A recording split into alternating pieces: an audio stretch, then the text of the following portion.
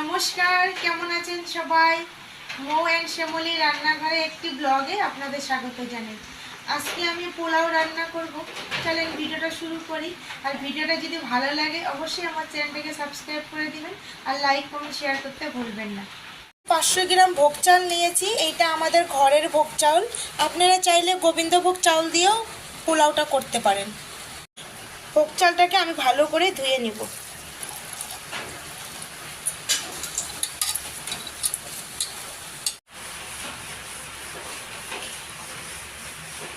চাউলগুলো আমি ভালো করে ধুয়ে নিয়েছি।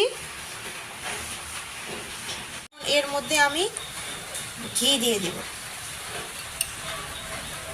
আমি 3 চামচের মতো ঘি দিব এখানে।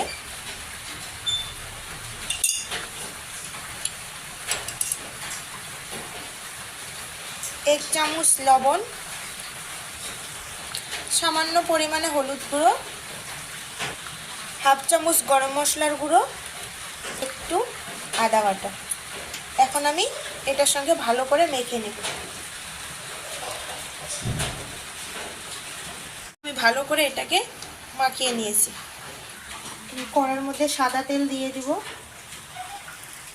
আর 2 চামচ ঘি দিয়ে দেব।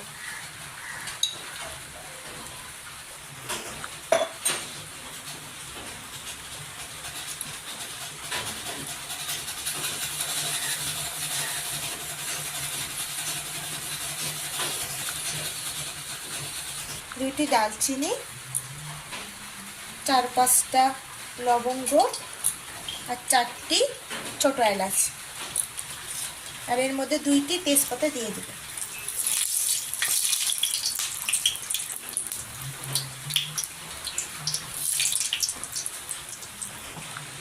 আমি এখানে 20-25টার মতো কাজু বাদাম নিয়েছি।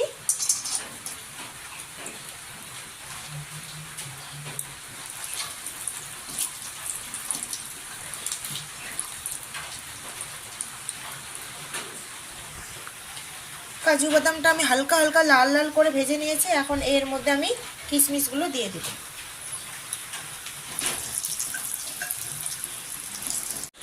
কাজু বাদাম আর কিশমিশগুলো আমি 1 মিনিটের মতো ভেজে নিয়েছি। এখন এই যে মেখে রাখা চাউলগুলো আমি দিয়ে দেব। ভোগ চাউল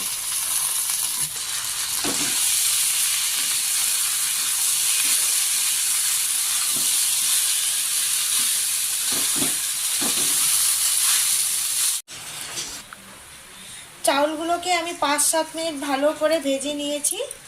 এখন আমি এর মধ্যে জল দিয়ে দেব।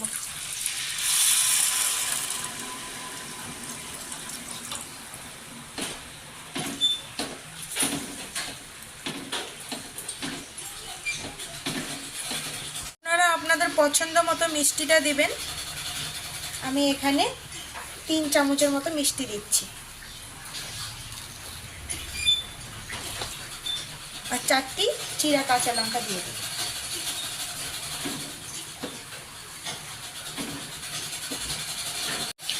এখন আমি গ্যাসের আঁচ একদম কমিয়ে 10 মিনিটের মতো ঢাকা দিয়ে রাখবো। 10 মিনিট হয়ে গেছে। এখন আমি ঢাকনাটাকে খুলে দেখব।